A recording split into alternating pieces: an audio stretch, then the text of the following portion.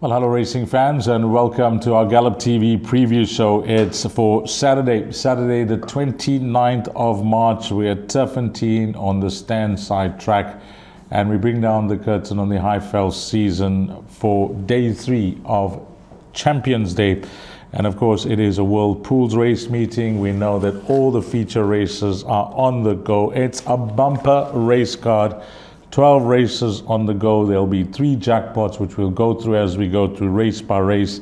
There's a R1 million sweetener carried over to the pick 6. It's quality racing, and we are expecting bumper pools on the day, especially with it being a World Pool race meeting. Alistair Cohen is on the line. To you, the valued racing fan, I think at the top of this preview, I'd like to wish you well for this race meeting, and hopefully Alistair Cohen can guide us in the right direction. He's been in pretty good form.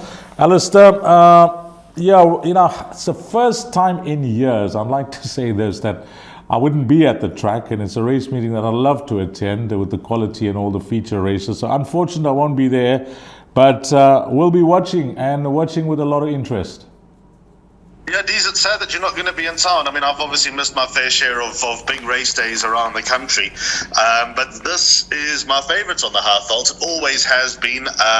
Champions Day says it all. Computer Form Sprint for me is the race in Joburg. A lot of people would obviously prop up the Betway Summer Cup, which is a great race in itself. But for me, 1,000 metres at Turffontein, Grade 1 weight for age level on a track that does sort of lend itself to those good sprinters, those hardened sprinters. Bad horses don't win the Computer Form Sprint. And if you go back through history, Deez, on the meetings that I've called through Champions Day in the past, it generally favours punters. I remember the day when all the favourites trotted up. Carry On Alice, Legal Eagle, it was just favourite after favourite. Abashiri won the Triple Crown that day.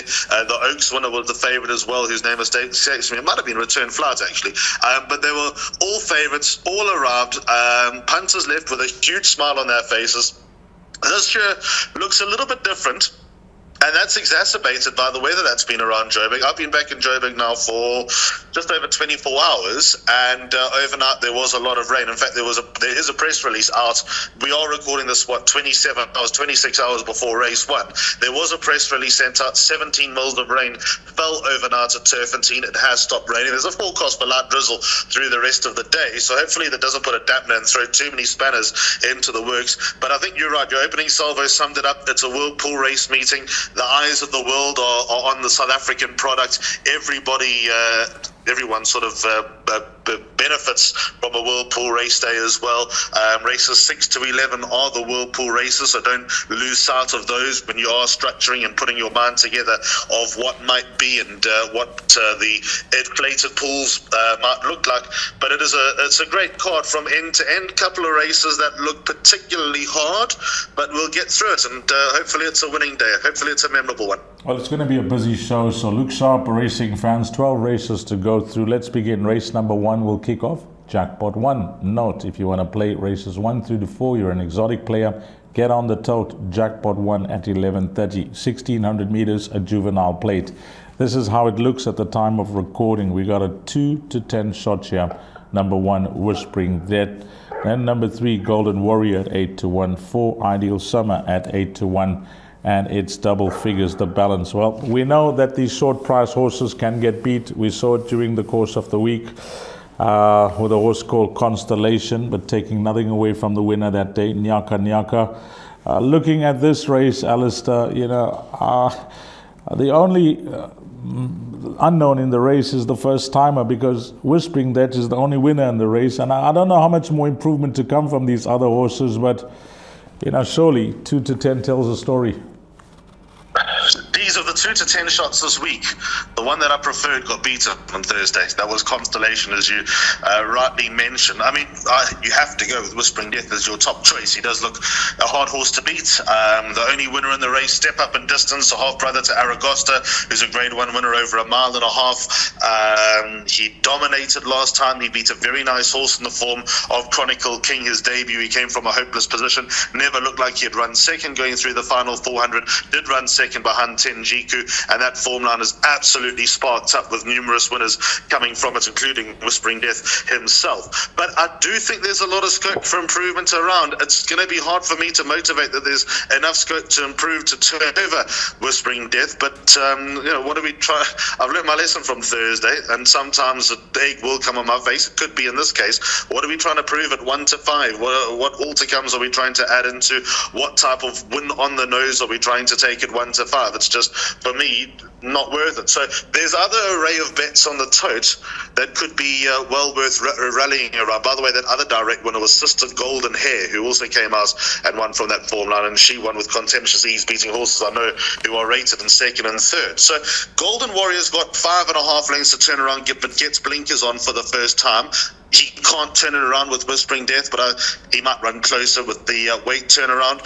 But I think the big improvers here, D's, are 4 Ideal Summer and 6 Royale Jacket. Both sons of Ideal World going a mile for the first time. Both had pleasing pipe openers down the straight. They were never genetically going to be forced down the straight. So maybe it's just worth having a couple of swingers here, numbers 1, 4, and 6. And if they do run first, second, and third, then that would be a wonderful start to the day. Okay, Alistair's giving you some guidance there, race number 1, and again, it is the start of the first jackpot at 11:30. It's a nice early start to the race meeting. We're going through 12 races. Race number 2 will be Byport 1. There's 2 Byports on the go. We'll give you the second. There will be later on the card. It's a Wilgerbostroff SA Feliz Nursery, 1160 meters, a Group 2, and this is how they are betting. Number 1, Arishi at 11-2. Then we got a horse that's attracted some good betting support called Elegantrix. Number 3, 7-2 into 5-2. Another horse that's been backed is number 5, but number 4 is Glastonbury at 33-10. The horse that's been backed from, I don't know whether this is correct, but this is what I got. Alan Kriep's runner actually opened up at 8-1, Alistair. And obviously, the guys thought Fairview form, priced this up at a price, give the guys a chance to like the horse. Well, they've got stuck into the filly, 8-1 into 7-2. Number 7, One Fine Winter at 18-10. Really nice to see both Alan Kriep and Gavin Smith, who are just institutions when it comes to racing in Kabeja, visit the Highveld, Alistair. The money is down here on number 5, Golden Palm, and I've watched her down in the Eastern Cape, and of course Alan's been successful raiding. He's actually come down to your part of the world, your part of the world in the Western Cape, and won a race there as well with the 2-year-old. Can she win in the Highveld?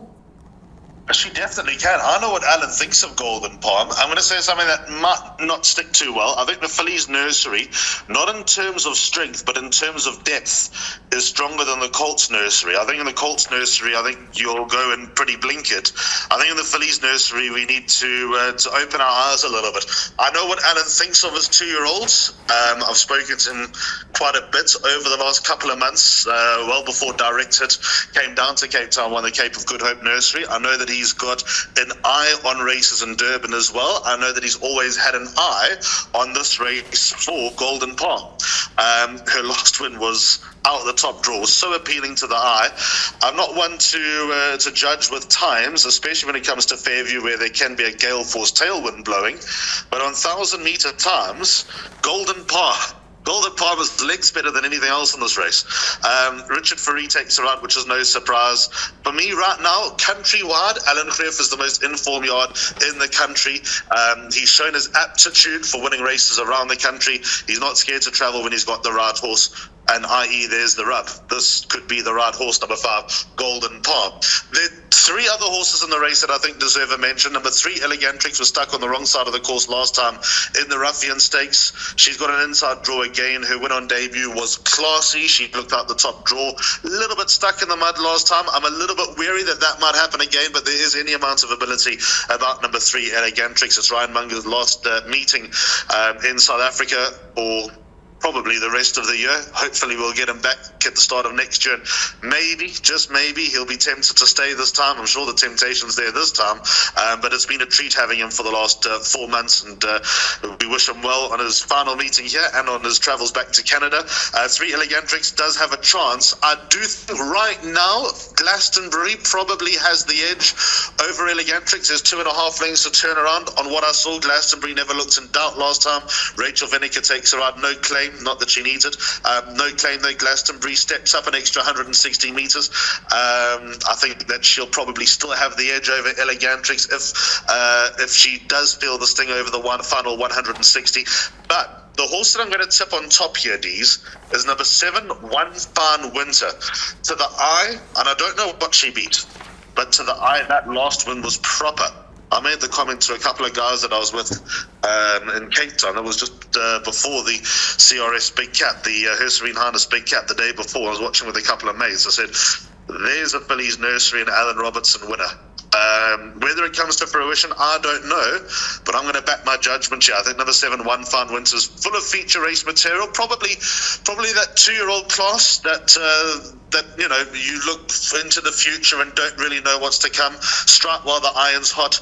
I think number 7, One Fine Winter's got a big 2-year-old campaign. We know that Terry, obviously, when it comes especially to Hollywoodbets Scottsville's on a different level. So I'm going to go 7 from 5, but I do have respect for 3 and 4. We obviously don't need them all in the bar pot, so I'll go 5 and 7 and leg 1 of the bar pot. Okay, narrowing it down to 2 horses and minimizing the spend there. Alistair Cohen, leg 1 of that bar pot. Place accumulator begins sharply at 12:40, and it's the Tab SA Nursery Group 2 over 1160 meters. This is the betting, Alistair. Number 1, Charming Cheetah, a winner, 9-2. Number 2, Esteemed. That is, I'm just going to get that. Number 3, King Harold at 9-2. Number 5, Green Diamond, is at 7-2. And number 6, which is Tina Lovelace, is at 7-1. Just want to double check this betting, Alistair, before I make a comment. Just adding on for what you said about quality in the previous race with regards to these young horses. You know, we may have not yet seen the best of the 2-year-olds come out from the Highveld just yet, because these are smallish fields, you know, in the nursery and the fillies nursery.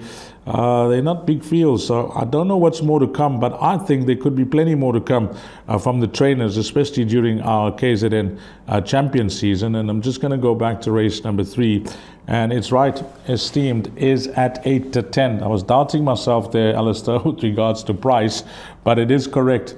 The Cox runner, Matthew and Mike's runner, is at 8-10. What are we doing in the PA?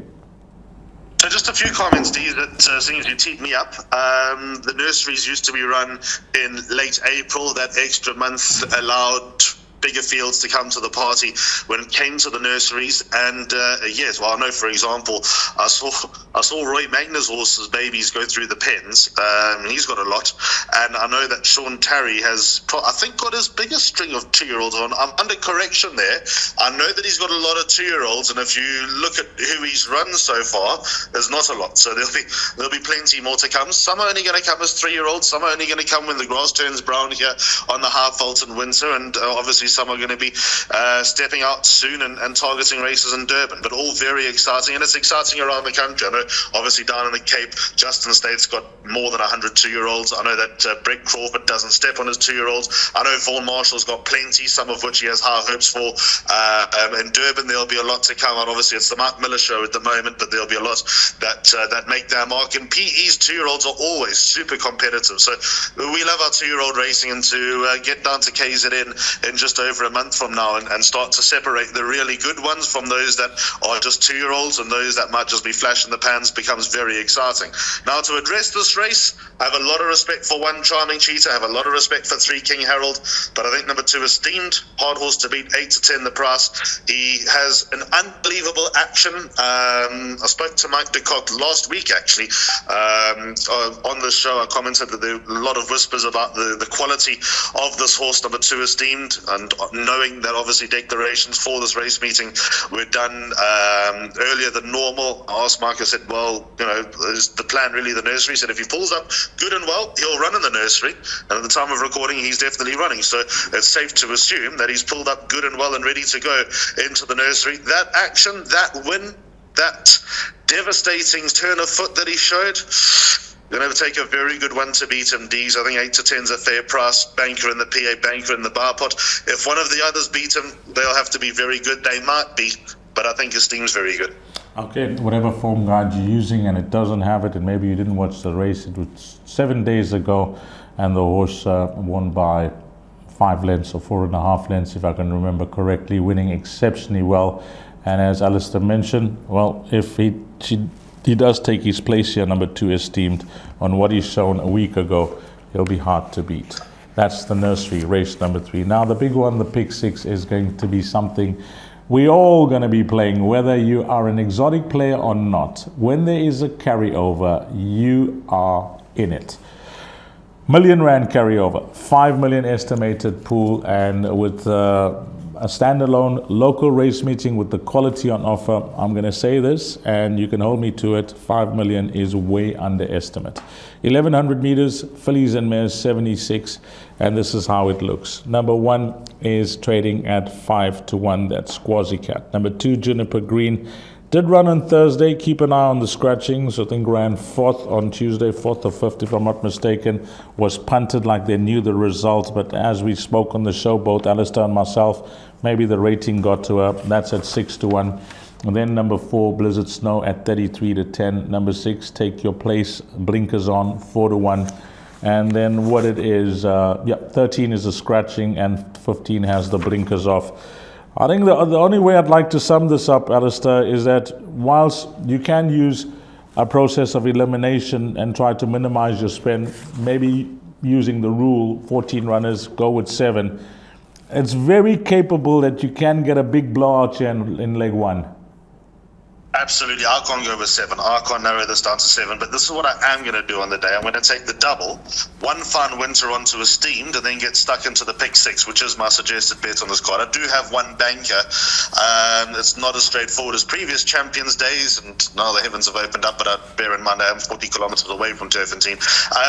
If you can sit your hand on heart and put a line through any of these horses in this race, I'd find that very, very hard to be on your side. I think everything here has got a chance. They all look like they've worked down to ratings that could make them competitive, and those horses that have shown a little bit of spark of late are at the right ratings to go. So that's the worry I have. I mean, I know it's an easy place to start. It's a complete cop-out, and I cannot have a bet on this horse, 15 Great Barrier. She's 33 to 1, but I'm going to take a quartet and I'm going to double float her. Her run last week, it won't be in too many form guides. In fact, it won't be in any form guides because this card went to print 10 days in advance. Over 1,000 meters, she ran 3 1/4 lengths behind. She ran into traffic the whole way down the straight. She's top 4 credentials. They all top 4 credentials. They all got a chance. Put me in a corner and ask me who's going to win. I think referring to the quasi-cut form, Blizzard Snow comes out on top on pure collateral form. The run on the 8th of March, Blizzard Snow ran 3/4 of a length behind quasi-cut, comes in here 1.5 kilos better off. That should be enough to turn the tables, although you'd argue quasi-cut won with a lot in hand. Blizzard Snow, I think, probably going to be a little bit more adaptable this time around, with the fact that just that maybe the pressure's off. I don't know what the issue is, but number 4, Blizzard Snow, is the horse I lean towards. Probably tell that I'm talking myself in circles here. Number 12, there she goes, ran into trouble last time out, was balked in that same form line. She's got to be good value to finish a lot closer. I like a bit of number 10, Sheets and Goggles, dropping in distance. I know she turned up on a half vault and won. She won a weak maiden, but I was never of the opinion that 1400 would be her best trip. I think back down the straight, she's got to be alive. She didn't get a penalty for being a winner in a weak maiden either, so I think that's got to give her some sort of prayer. 3 Divine Moonlights on the wrong side of the track, but she's got enough numbers. Her penultimate starts a Night Vigil, I think, sets up as some sort of chance. It's a swirl. These top choice, I'm going to go with Blizzard Snow, Quasi-Cut, there she goes, Sheets and Goggles, Great Barrier. Those are probably horses I'd work around in my quartet, but Big F in the opening leg of the pick six. We know we'll be alive and the day continues from there. Yeah, that's the only way. You are going to sit tight, sit pretty, sit confident that you are going to get through. And when you put the field, well, you're hoping that a nice roughie can arrive. And I think most players, looking at the balance of the race meeting, will be going as wide as possible here in race number 4. All the best if you're playing into that pick 6. Jackpot 2 begins in race number 5. It's over 1,400 meters. We got some handicaps now to negotiate. Number 1, fully loaded, is at 9-2. 2, Palace Dancer is a scratching. That is out. Was a winner. I think was beating Deception Pass. Yep, that was the money horse. So that is out. Number 3, Brave Viking, is out as well, Alistair. Number 6 has been not backed, but steady at 4-1. And that's Press On Regardless. Number 7, King of Numbers, is at 8-1. 8 is a scratching. And then we have a horse that I like called After Hours for St. John Gray. And that is trading at 4-1. Now that's going to be my top choice. I'm actually going to take a chance in the PA here, Alistair, with the 7-year-old horse number 11, nicely weighted, solid form. Muzi seems to get on well with this individual. I'm going to take a chance in the PA and banker number 11, After Hours. But the pick 6, I think you'll need a few more. PA, I'm happy, D's, with number 11, After Hours. A little bit concerned about the fact that he's best outside of the Turffontein stand-side track. The scratchings help his cause as far as the draw is concerned. He beat Ombudsman last time. Penultimate start behind +4. That form line is quite strong. So yeah, top 3 definitely number 11, After Hours. I'm sad number 3, Brave Viking, is out. I liked him. In fact, he formed part of my pick 6, which I'm not going to change now. But the horse that they all need to beat is number 6, Press On Regardless. Get a load of this. Ran in a graduation plate last time off a rating of 77. I've got the form line in front of me. Off a rating of 77, was beaten by a horse who sadly scratched in a grade 1 later on called Hot and Ruby, rated 112, gave him 2.5 kilos. I mean, on paper, Press On Regardless had no right to be in that race. In that field, 3rd, the Africa House has come out and run 2nd. 4th, Calantha came out and ran 6th in a feature. But wait for this, 6th. 5 lengths behind the winner, therefore 4.5 lengths behind Press On Regardless. Give me another chance. 2nd to Pomodoro's Jet, who, not me, James Crawford said in a post-race interview, is the July horse for the Crawford team this year. And 7th, beaten 6 lengths by Press On Regardless, was French Bolt, who won a week ago and came back to form beating a field much stronger than this. Now, 249 days, one-time winner, those are all worries and concerns that Press On Regardless hasn't got the job done. But whatever worked for him last time, if it works again, he shouldn't miss. But I couldn't quite banker him just because winning comes at a premium. He's had every chance in the starts before. So, top choice, undoubtedly, number 6, Press On Regardless. The scratchings, like I said, do help. The backup comes in the form of number 11, After Hours. I think that he'll go very well. He always does. His rating's been very well looked after. I mean, how has he never been past a 60? In his last 2 years, he's been very well looked after by St. John Gray. Very well placed. If he doesn't win, he earns a stake check just about every time. A reference to Candice's runner, number 9, Champimpi, back from a 86-day layoff. She's been nominated everywhere. She's been doing very well at home. She's never had a draw. She's finally cracked a draw. In the wet, don't really know. Place chance for number 9, Champimpi. Hopeful, but top 4 would suit nicely. Well, Alistair's made a strong case for number 6, Press On Regardless, and I think that would be popular in all bets. But a horse number 11, After Hours, could be the place accumulator banker there. But I think Alistair Cohen's comments on number 6 has swayed me to include 2 horses there in race number 5. Race number 6, it's the Tab Empress Club Stakes, a Group 1 over 1,600 meters, and it's attracted a very small field of just 7 runners, but there's quality to speak about. Some really nice horses here, and the best weighted column is also exceptionally tight. Usually you get some horses that just separate themselves from the opposition, like we've seen down in the Western Cape in a few of the races.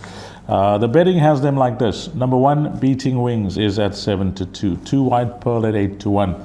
So is number 3, Let's Go Now, at 8-1. And I see Let's Go Now has the blinkers on. Number 5, Spumante Dolce, is at 18-10. 6, VJ's Angel at 33-10. and the 7 Fatal Flaw is at 9-2. Alistair Cohen mentioned it when we started off this preview that the whirlpools begin in race number 6 and end in race number 9. So in race number 11. So you need to look sharp on the tote. Have a look at it. It's there for all to see. The millions that get invested on whirlpools. Number 1, Beating Wings, has attracted money, Alistair, from 5-1 into 7-2. I think I'll kick things off there. Not too long ago, you keep mentioning it on the show when we do these high-fell previews that Ryan Keys has had something going around. Whatever it is, it's affecting some horses more than others. And it has affected this filly where, the blood levels were through the roof. Stuart Pettigrew, he openly gave the figures as well, which I won't mention on the show, but he's managed to bring it down nicely. So that's a slight hiccup with regards to our blood levels, but all is on track now. And it's always been his mission and his aim, and he's quite a tactician and quite calculated with horses that got ability on the route that he wants to take. This has always been his mission with number 1, Beating Wing. So now that she's well, she's had that setback, he's happy with everything. They are quietly confident of a massive run here, Alistair. That's interesting, Dees, because I left out my pick 6. I would have thought that the race she won last year, the Gugu Stakes a month from now, would have been more up her alley. I didn't know that obviously she had a high blood count going into this race. She won a perfect prep going into a grade 1. That doesn't surprise me because I have spoken to a lot of trainers around Ryan Keys-Fontein, as I have mentioned on the show, and they have sort of been moaning that, that monkey emoji with the hands over their eyes, that's pretty much the reaction I get from quite a few around town. And also just the prep run, although it was obviously just a run to bring her along. I don't know, will he meet again? I know she received 4 kilos. Not now, I wouldn't put will he meet again at this level. So I've sidestepped number 1, Beating Wings. But on your recommendation, I think we've got a little bit of wiggle room going forward through the next 3 legs. So maybe it's worth including number 1, Beating Wings. I've gone with 4 horses, so you're going to jump up and down. That we might as well go the field. This is my line of thinking. Number 2, White Pearl, won a grade 2 over this course and distance, won the Yippee Tombi towards Christmas, beat Silver Sanctuary. That was a breakthrough winner, deserved graded feature win for number 2, White Pearl. She's shown her aptitude for this course and distance at a very high level. I thought that she's been very nicely prepped going into this race. A nice pinnacle where she ran 4th to Main Defender. I know it was a small field. Main Defender was clearly the class of the race, and we'll talk about him later on in the card. I thought her run rather, on the horse Chestnut was a very good effort, 4 lengths behind Cosmic Speed and very sticky going. Excuse me, I think number 2, White Pearl, could be the horse that had the best prep coming into this race. 3, Let's Go Now, very interesting with blinkers on. She was making a winning run last time, but the light weight of Gimme Fabulous, I think, just held her at bay. I think, going forward, you'll probably find that Let's Go Now might have her number. I'm a little bit worried about that form of Volkerbos Drift Acacia, because we went in on Thursday's meeting very confident about Kate Blatz, and she ran, for me, a disappointing race in 4th. No fault of anyone. For me, she was just under par there. But that form line's not sparked up at all. Key Elements, Serta, they've been unsighted from that form. LMB ran 3rd in a race much weaker than this. But the blinkers might bring about some improvement. It was good to see her get back on track of late. And interestingly enough, the record between Beating Wings and Let's Go Now, they're old sparring partners. They raced each other so many times. They're obviously the same age. They went through a few of the Volkerbos Drift Triple Tiara legs last season together. They obviously locked horns again in where was it? In the conditioned plate on the 8th of February, where Beating Wings finished in front of Let's Go Now. And obviously Beating Wings has got a nice swing at the weights, but I think the prep has been a little bit better for Let's Go Now. And then these 3-year-olds, 5 Spumante Dolce, what happened last time? Not prepared to rule her out on the back of 1 run. She's back to the same distance that she was so commanding in the first leg of the Volkerbos Drift Triple Tiara. If she shows that run, she's a runner. If she shows her last run, she's not. The horse today, I'm going to tip on top there is number 6, VJ's Angel, ladies. Number 6, VJ's Angel, as your top choice in a small field here in the Empress Club Stakes, a Group 1 over 1,600 meters. Lots to talk about, lots of form to work around as well. And it's a small field, but it could be a nice trifecta quartet to catch. Remember, Quinellas now come into play on the Whirlpools, race number 6. Race number 7 is the computer form sprints. It's a Group 1 over 1,000 meters. This is how it looks. Number 1, William Robertson, 2-1. They opened up. Racing Fan said, we'll take that 15-10 now. 2, Lucky Lad is at 9-2. 3, Melech, Blinkers On. 6, Golden Sickle, Tony Peters runner. The filly, she's quick, 6-1. Then we have horse number 8, Pistol Pete, at 8-1. And it's double figures, the balance. Yeah, good field, a lot of speed in the race, and I think, the one thing that could come into play on the day, you mentioned the rain about, etc. I don't know, if the track is going to be poached, is it good or good to soft, or maybe even, possibly yielding conditions if it just rains more and more. I don't know what the track condition is going to come up, but that could be vital in a sprint, Alistair. Not that it's not going to be vital in any of the other races, but in particular over 1,000 meters. Well, it won't be good, that's for sure. It won't be posted as good. It's definitely going to have some sort of juice on the ground, which makes you think a little bit, and also takes me further towards number 1, William Robertson. I'll openly say I couldn't have him last time in the JJ the Jet Plane Sprint, which was formerly known as the Tommy Hotspur. But he won with contemptuous ease, beating Golden Sickle. He's now 2 kilos better off. His form in the wet, ease. 12 starts, 5 wins, 5 places. He got missing twice in the wet. Both times he went missing in the wet were over 1,800 meters and 2,000 meters. Sure. Yes, he tried those. I thought 1,000 meters would be too sharp for him. There was a time that he went to Hollywoodbets Scottsville 3 runs back when Craig Zaki rode him, where he looked a good thing on paper, and he just never picked up the bit and never looked like he had the pace over 1,100 meters. So credit to Corne Spies and his team. They got this horse back in the swing of things, and the best version of William Robertson is probably the best horse in the race. If not, you'd probably say number 2, Lucky Lad. The best version of him is the best horse in the race. So all signs point to number 1, William Robertson, especially if you are of the belief, like me, that still 1,000 meters is still a bit short of his optimum trip. So I think it's all going to help out. Excuse me. I do have time for number 6, Golden Sickle, though, Dees. She ran second in this race last year behind Thunderstruck. She's a year older, so she's got an extra 2 kilos. The weights tell you that William Robertson should be able to have the advantage over number 6, Golden Sickle. But I know that the Peter team were always targeting this race. They really want to get the computer form sprint under the belt for this daughter of Verse and Getrix. They won this race a few years ago, obviously with Master Archie, who subsequently got off to stud. Will she be able to sustain it on a sticky track, considering with the pace that she's got? I don't know. But if she's run second this race before, then she's got to have an opportunity of winning this. Take those 2 out of the race, it becomes a swirl. Lucky Lad's a top horse. Is he a 1,000 meter grade 1 horse? I don't know. He'll probably have great opportunities of picking up stakes wins in KZN, i.e. Hollywoodbets Scottsville, Mercury Sprint races like that. Melech, 1,000 meters, don't know either. Cruise Control, there's a horse to put into your top 4, into your quartets. Hollywood won this race with Isi Vungu Vungu a couple of years ago. Flat on the Cape flying, but he went off to the front into a pretty strong headwind.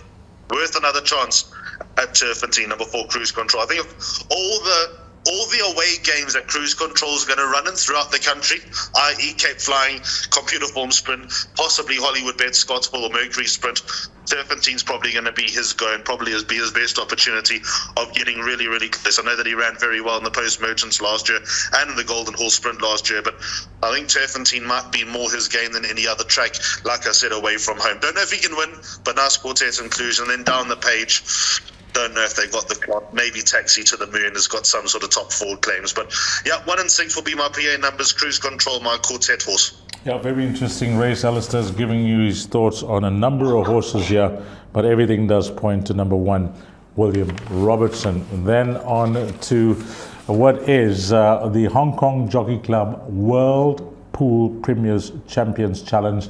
It is a Group 1. It's over 2,000 meters. You want to try and catch the quartet here. It's for a stake of 2 million. The winner will take home 1.2 million rand. And let's have a look at the field. The class of 2025. Number 1, Royal Victory, who really loves it at Turffontein. Muzi Yerni, of course, we know well.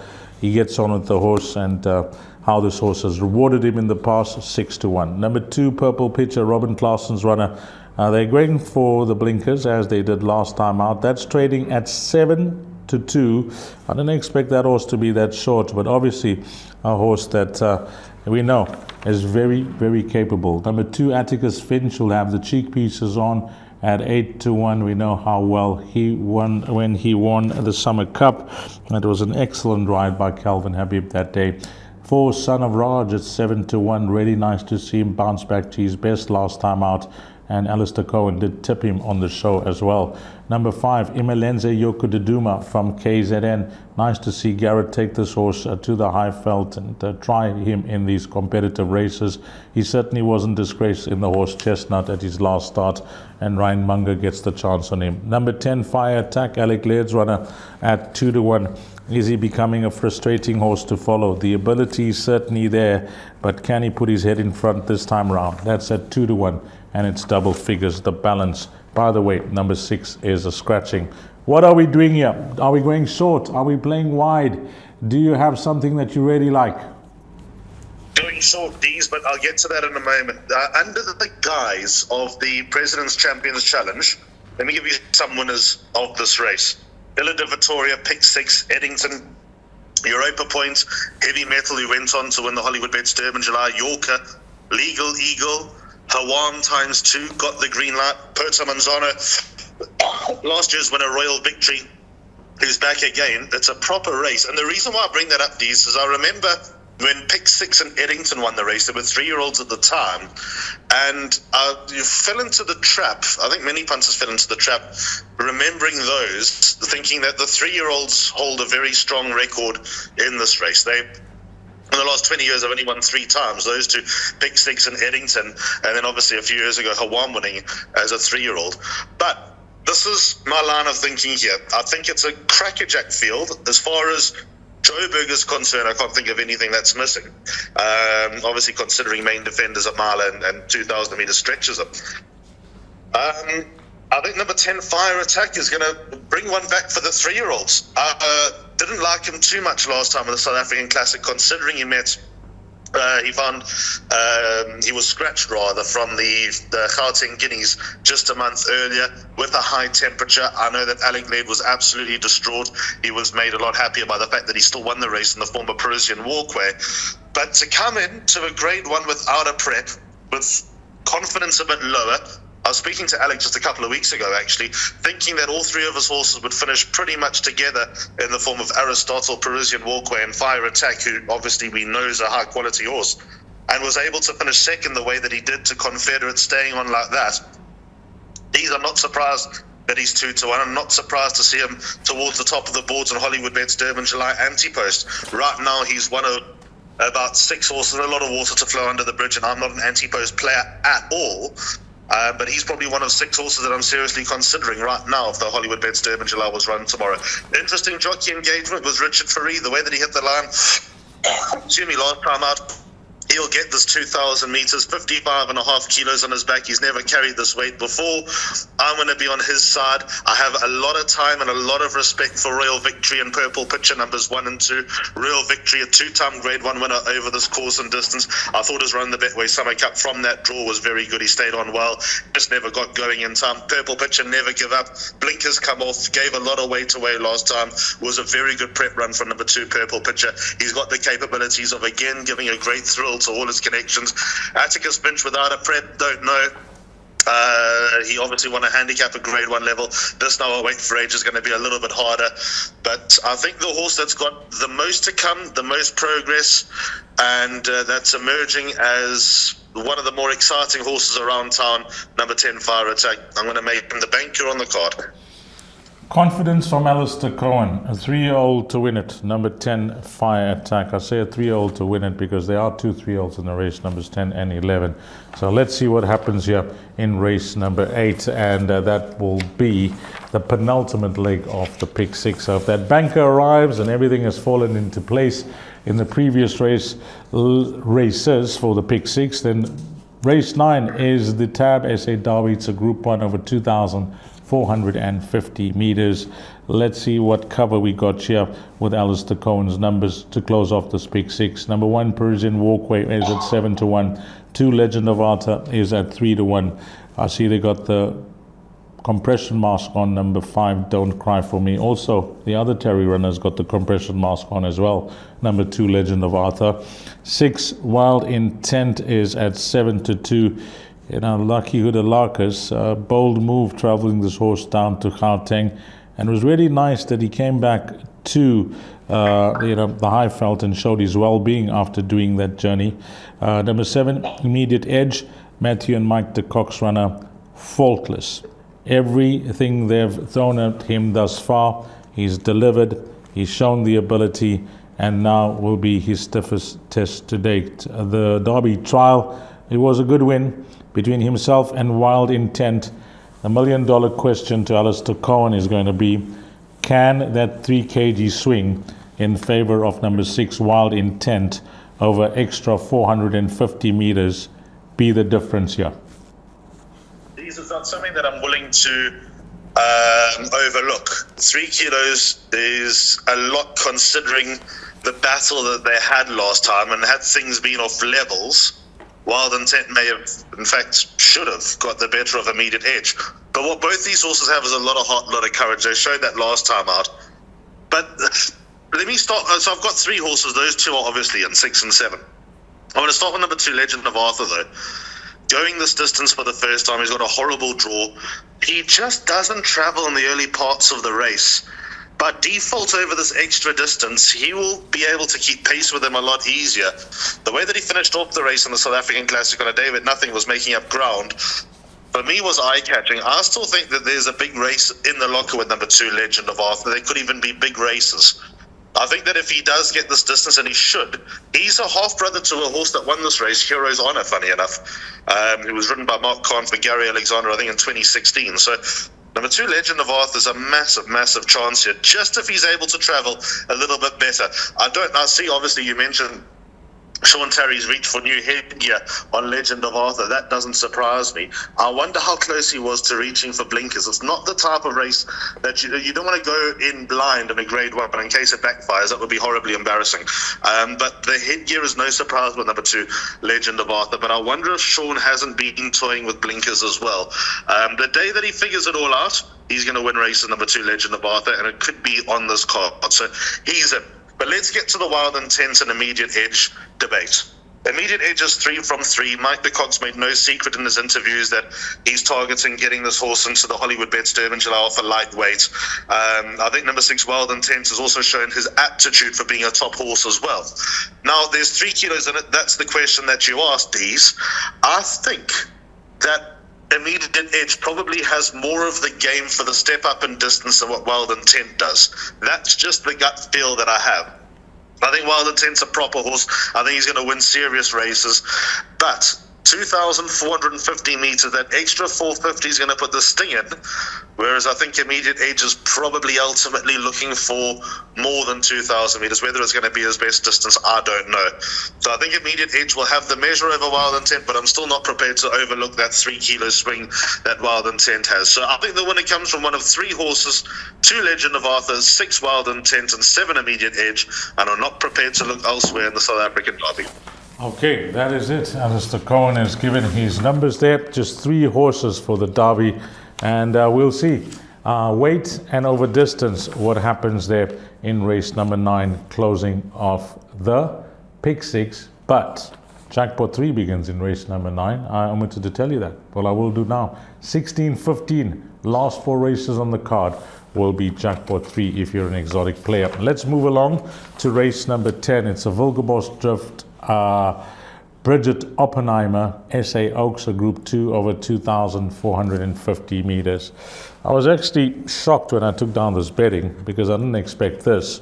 But obviously the fixed odds betting market are in a thought process that cannot be changed. Number 1, Fiery Pegasus, Alistair, they got the horse at 3-10. 2, Wild Alice at 6-1. And then it's double figures the balance. I just took down the betting of one runner, barring the balance, and that's Coco Melon, Sean Terry's runner, at 14 to 1 because I wanted to see, where she's placed on the betting sheet, and she's at a 14 to 1 shot. But let's get to Fiery Pegasus. Well, Joe Soma, the master tacticianer, always seems to just find a horse that finds him during a season. And this filly has come along. Not that she didn't show her the ability when she started off, but in the South African Classic, which I must add was, racing in the mud that day, she made it look very easy, just the way she quickened from the back of the field. She was super impressive. She now goes the extra 650 meters. The most notable of her siblings, Alistair, is a horse called Shango, who did get 2,400 meters, in fact stretched up to 3,200 meters. But he was a decent horse trained by Sean Terry. So I'm not concerned about, distance. But she'll still have to get, the job done, having raced, we'll call it a month, where she made it look very easy. But 3 to 10, Alistair, that tells you the story what the fixed odds betting market think of her chances. They're usually spot on, majority of the time when they price up, especially when it comes to the top of the betting boards. You can always lurk and find value, once you look past the horses that are more fancied. But the fancied runners are generally the right horses, but they got this horse very short. Please don't scare me. I think she's a very, very, very good filly and a very hard horse to beat. I want to go back to Hollywoodbets Scottsville 1st of June last year, where I was doing the rounds with you and caught up with Joey Samer after the run. And I knew before the race what Joe thought of Fiery Pegasus. And I asked him how if he was pleased with the run and all that. And he said, please be with me. That is there. You can get the archives. Please be with me. She's going to win proper races. Number 1, Fiery Pegasus. He was so happy with the run, finishing 2.2 lengths behind Quid Pro Quo. I thought we might sort of get comical Joe Samer, but he was in the mood. He was so pleased with that run, tested her at grade 1 level, knew exactly where she was, probably also anticipating that she was never going to be a 1,200 meter horse, not at her best, over 1,200 meters. Is the reason why I think Fiery Pegasus deserves it to be 3 to 10 is that she sauntered to victory in the Wilkeborst South African Police Classic. Everything in behind had such a hard run. She did things on her own steam. I don't think Richard Ferry asked her any questions. She was miles too good. She should step up in distance genetically in the way that she runs. Yes, I think Will de Vallis will be more of a force over a mile and a half as well. Likewise Gerber, likewise 7 Coco Melon. I think all those horses are allowed to get into the mix or into the top 4. But for me, Fiery Pegasus won a grade 1 last time as if it were a gallop. All these other horses had hard runs last time. She's going to come in so fresh, so well. I can't see her getting beaten. Okay, Alistair Cohen, very strong with number 1, Fiery Pegasus. She's rightfully at the top of betting boards. She's way clear in the best weighted column, considering a rating of a 119. And this looks to be the distance that she's possibly looking for as well. 2,450 meters should suit her fine. And Richard Ferry's in town, as he was last time out, to partner her. Race number 11, it's the Tab Hawaii Stakes, a Group 2 over 1,400 meters, and this is a nice race as well. Number 1, Main Defender, 15 to 10. Distance-wise, course and distance, an absolute star, a specialist. Number 2, Barbaresco at 5 to 1. 3, Texas Red at 6 to 1. 4, Give Me Another Chance at 8 to 1. 6, Slinky Mapimpi has got the tongue tie on. And we got a horse that's at 22 to 10 here called Cosmic Speed from the stable of Sean Terry. And what a performance from him last time out. Whether he was a surprise or not is immaterial now. His name is attached to a Group 1, the horse Chestnut over 1,600 meters, and a superb ride as well from Craig Zaki. Like the confidence he passed on to the horse, the way he rode him that day. And the number 7, Cosmic Speed, is at 22 to 10. Good race this, Alistair. I like this race. Probably the race of the day, Dees. The first thing I want to talk about is 1, Main Defender. What it doesn't say in the card, I put it in inverted commas, ran in the HF Oppenheimer Horse Chestnut Stakes a month ago and was declared a non-runner after being deemed to get an unfair start.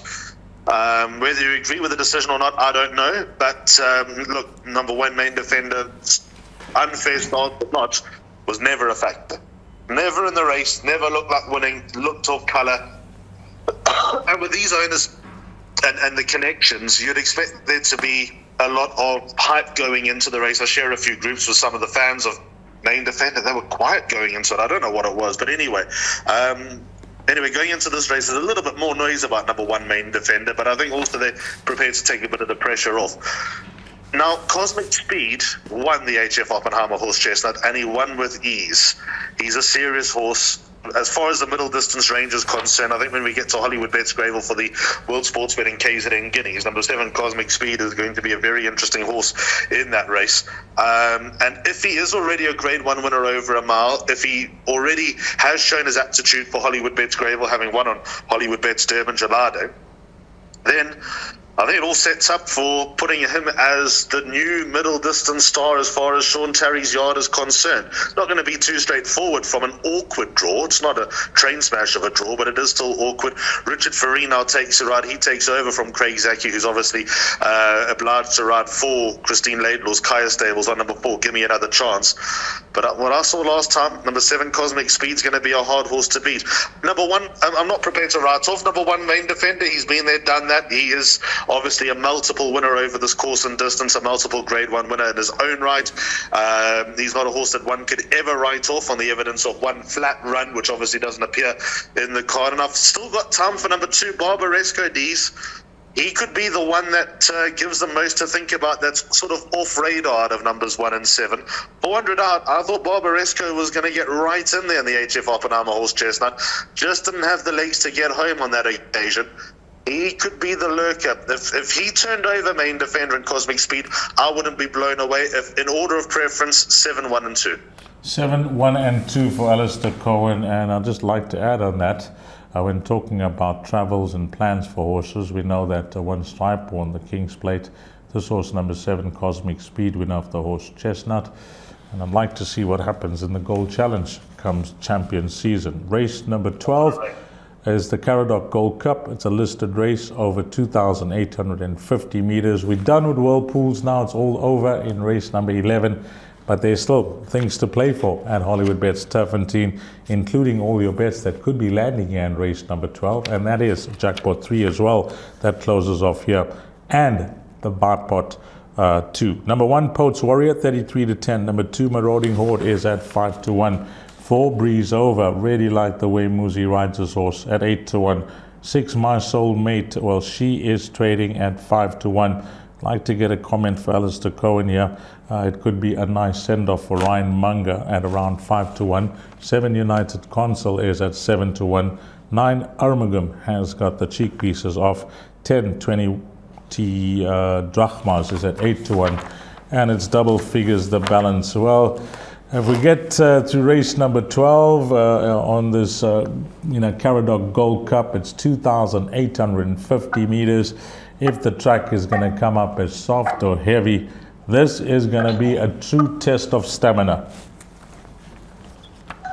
Yeah, absolutely, Deez. And I think the biggest question about this race is going to be the tactics. What are Mike and Adam Azzi going to talk about in the parade room? Because they've got 2 accomplished, well-known front runners who know one way. Poets Warrior, who loves to lead and loves to gallop them into the ground, and Breeze Over, whose biggest weapon is the fact that he can also gallop them into the ground. So very interesting dynamics, and I hope that for the Aussie's sake and for the connection's sake, that they don't end up running themselves ragged and causing an absolute train smash going in, or for each other going into this final race. You wanted to comment about number 6, My Soulmate. If she gets the distance, it'll open up a lot of avenues. She's doing very well at home. She gets a very valuable sex allowance. It is Ryan Munger's last ride in the country for the year, unless he pops in for a race or 2 going forward, but we've discussed that at length. She'll go well, number 6, My Soulmate, if she gets the distance. She's learned how to travel a lot better at the start of the season. She just didn't grab the bit, so Candace has done a lot of homework back with number 6, My Soulmate, just to get her to grab the bits and travel a lot kinder, which is exactly what she's doing now. In these races that she's been turned over, and she's either given a lot of weight away, or last time out against the boys, she ran an absolute crack of a race behind Son of Raj, who runs in a Grade 1 earlier on. It is a question mark, the distance. A lot of her family, i.e. Salvatore Mundi, and there's another one that Justin stayed trained that stayed all day. She should get the trip. She runs like she'll get the trip, and like I said, it will open up a few avenues going down to KZN for the rest of the season. But I think Pound for pound, point for point. The right horse here is number 2, Marauding Horde, D's. Richard Ferry takes him out for Mike and Matthew de Kock. Draw 1. Was well placed going into a pinnacle at the penultimate start under Nathan Klinkman beating Zeus. No mean feat in beating Zeus at Turffontein over a mile and a half. Never mind the weight advantage that Marauding Horde got on that occasion. Zeus is a 10-time winner at Turffontein, and Marauding Horde still put him in his place. And then on the last run behind Breeze Over, that to pertinent piece of form, he comes in here 3 kilos better off for a length and 3/4, plus gets the Ferry factor. I think Marauding Horde's probably the one to row in with. If you look past him, the Aussie horses have to go in. 3 Razor Hallelujah always runs his race. He ought to be in the top 4 and 5. My soulmates. And then Battleground is also worth another chance or two. Very disappointing last time, but he's better than that. I think he's won this race or placed in this race before, has number 8 Battleground, so he could also represent a nice kick to get into the top 4. But Marauding Horde's the one that I'm going to revolve my race around with quite a few chances either side of him. Okay, roving banker for Alistair, race number 12, number 2, Marauding Horde. And that Bart Pot 2, which I didn't mention, will start off in race number 7. I did say it will close in race 12, but it begins in race number 7 at 1500 hours. That will be the start of the computer form split. 2 Bart Pots on the day, races 2 and 7. And that is it, our preview of all 12 races. Yep, it is a long show, but we've got 12 races to negotiate, lots of quality to speak about. It's feature races, it's a whirlpool race meeting, there's carryovers, there are many exotics to chase, so it deserved its airtime. It is the premier race day when it comes to racing on that Highveld. We'll thank Alistair Cohen for his homework, for his input, and now he's suggested bet. And as he always does, and as I always do if I'm previewing a show, if there is a pick 6 on the day or whatever carryover to whatever bet, it is the bet to suggest, because that will get the most attention on the day. And Alistair Cohen is being big and bold. Let's have a look at his pick 6, which is a guide. It's his pick 6. He can add, he can subtract on the day depending on the conditions. As he mentioned, there's rain about. Use this as a guide, add or subtract, or play it as is. Alistair Cohen, your pick 6 is on screen. Thanks, Dees. And just a reminder that going into this pick 6, I'm taking the double One Fun Winter in race 2 onto Esteemed in race number 3. Then build a kitty for this pick 6, which starts at 1:15 with race number 4. Field in the first leg, 15 carded, -1 that's scratched already by 3, 6, and 11. So I do have the scratching Brave Viking in there, but 6 and 11 press on regardless and after hours. But 2, 3, 5, and 6 White Pearl. Let's go now. Spumante Dolce and VJ's Angel. But on your recommendation, I'd dance around number 1 Beating Wings and consider putting her in. By 1 and 6 William Robertson and Golden Sickle. By Banker 10 Fire Attack, and in the final leg 2, 6, and 7 Legend of Arthur, Wild Intent, and Immediate Edge. And then coming out of that, we'll probably go with Fiery Pegasus will win at 1 to 3, and Cosmic Speed in the Hawaii as 2 horses that might put a cherry on the day. Alistair Cohen, thanks for your valuable time, your input, your homework, and hopefully things fall into place. We appreciate it. Thank you so much. It's always a pleasure. Thanks so much. And to all the punters and all connections with runners on Saturday, may you have a good one. Well, it's a massive race meeting, racing fans. Massive. 29th on Saturday. It is Champions Day. It's a whirlpool race meeting, races 6 to 11. As we continued mentioning that on the show, there's going to be massive pools on the day. You don't want to be caught napping. Jot down the times of the exotics. There's plenty to play for. On behalf of Alistair Cohen, Gallop TV, and myself, Dees Daan, and to you, the valued racing fan, have a blast, find all the winners, and hopefully it turns out to be one of those days you'll remember forever. Until we meet again, you take care. Salani Ashley.